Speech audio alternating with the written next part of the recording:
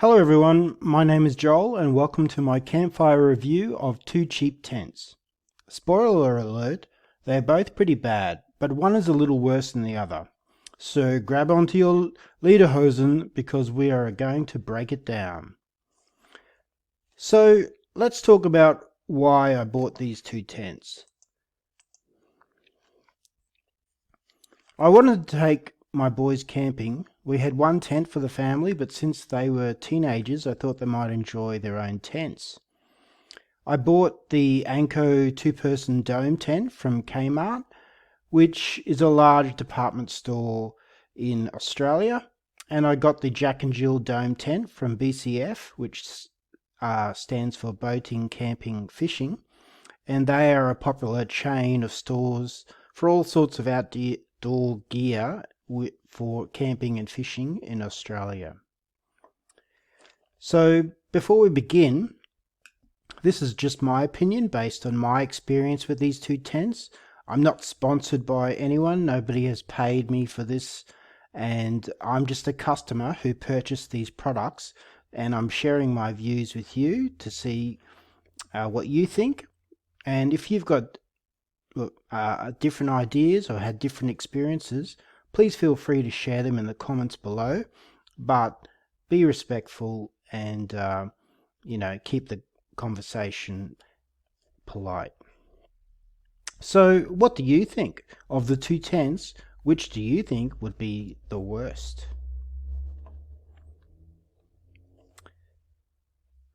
Before we go much further, if you'd like, please subscribe to my channel and like the video if you enjoy this sort of stuff. It really helps me to see what's going on, and if people like these sorts of videos, I'll make more.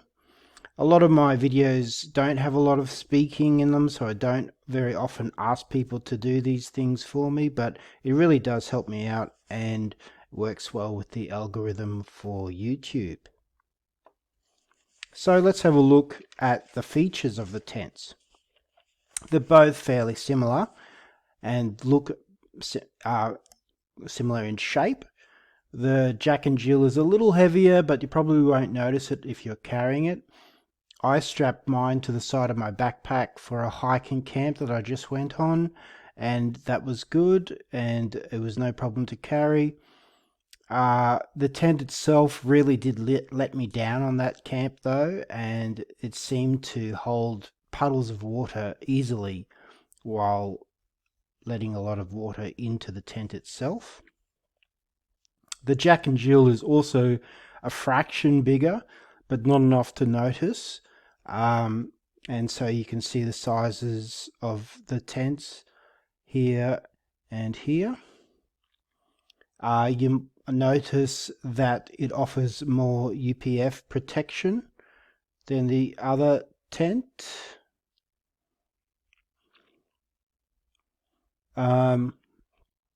Which might be good if you're using it as shade from the sun. I'm not really sure if this is an accurate description of how water repellent they are, because they don't seem to be very good at doing it. Saying that, it is better than nothing. Alright, so let's continue. Really, there's not much difference between them, with the most noticeable thing being the position of the door. The tents are rectangular, so the Anko has the door on the small side of the rectangle, and or what you might think of as the end, so you crawl into the tent like that, while the Jack and Jill has it on the side there.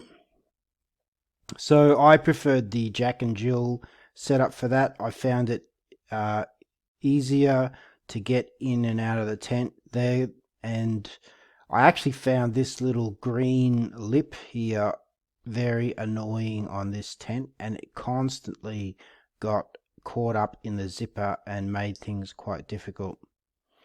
A couple of times I used this Jack and Jill as food storage for our tent, for our camp, just to protect our grub from the possums that were very hungry and like to get into everything. So It just protected our supplies. It worked really well for that.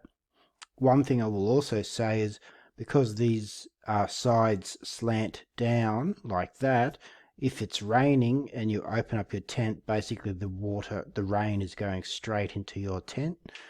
You have to be very careful, and when you are undoing the zipper, make sure that you pull the door, the flap of the tent out towards you, so that if there is water on it, that it doesn't go straight into your tent. And that's especially true.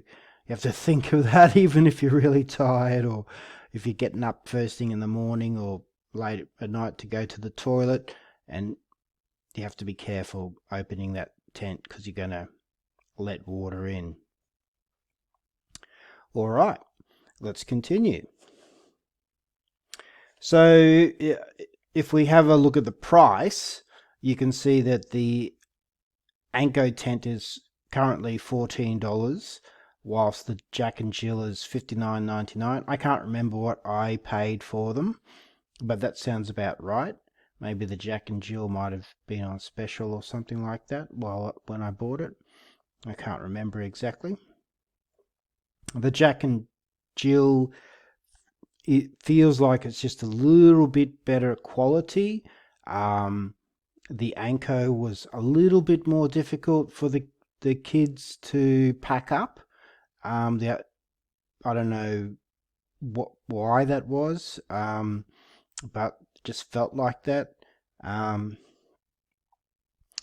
The Anko broke first, and like I mentioned before, the door flap is really annoying when it gets caught in the zipper. Both tents, and in fact many tents, have that problem though. But I will say that basically both of these tents that I purchased are now broken and will be going into the bin once I finish this review.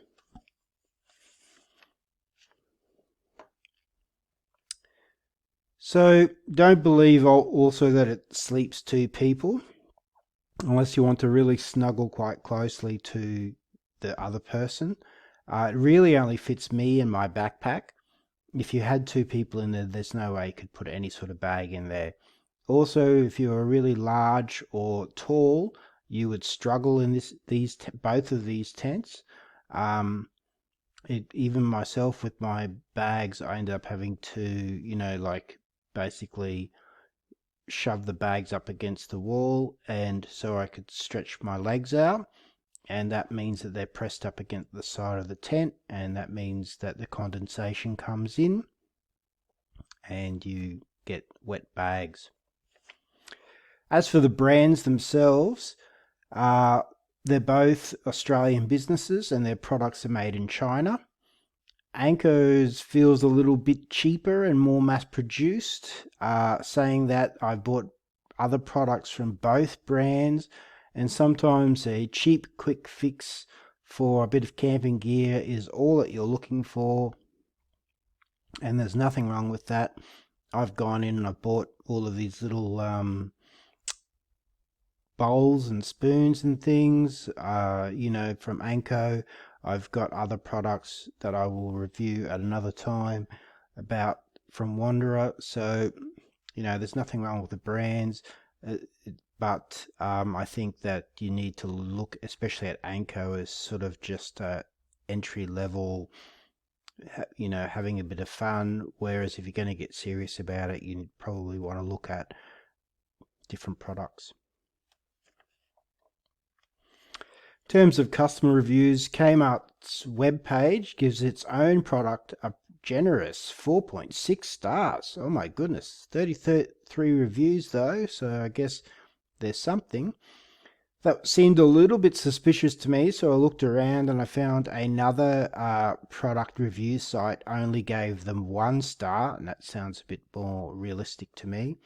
I guess it depends on what you buy it for and whether you get stuck in the rain. BCF's reviews were more realistic. You can see that some people really enjoyed it, 16 5-star reviews, but there's a few reviews on every star, including a few 1-star reviews. and they had some fairly accurate comments on the website, so I would definitely check that out. So in terms of my own thoughts, if you were buying something like this for small children to play in, maybe just put it up in the backyard or inside the house, then definitely the Anko would be a good deal just for that. Or, you know, take it down for a day on the beach and just chill out on the beach a little bit, have a little bit of a sleep there. That would be fine. I probably wouldn't take it for any serious camping though, unless you had no other option. The Jack and Jill was slightly better, but not by much. Both don't have a fly or an inner layer, so basically the rain is going on the same canvas that you are inside, so it doesn't offer very much protection. Both drip condensation and get cold. Pools of water form on the bottom of the tent quite easily, so I was lucky that my bed, my ground sheet and stuff like that was good, that I could sleep even though I was in a puddle of water, but that's certainly not something that everybody will be prepared for. Both are not big enough for two people and their gear, and even one person will find it quite of a squeeze. And you know, when you touch the sides of the tent, you'll get wet, and if your bags are touching the side of the tent, they'll get wet just from the condensation. And both have that problem of letting water into the tent. The poles are fairly cheap, and in the Jack and Jill, the silver bits, like tubes that were holding them onto the little pegs at the bottom of the tent, so that they fell off, and so basically I couldn't use the tent properly towards the end. The tent pegs are pretty flimsy, but I'll definitely keep them because it's always good to have an extra tent peg. And basically within 5 or 6 camps of using those tents, both of those tents are now broken, and I won't be using them again. I'll be putting them in the bin. Righto, so this was my last campsite, and as I sort of it was a wet camp. It was raining, so there is one tarp underneath the tent itself. That didn't offer me very much protection though, and I definitely still had water in the tent, and I also had another tarp acting as a fly.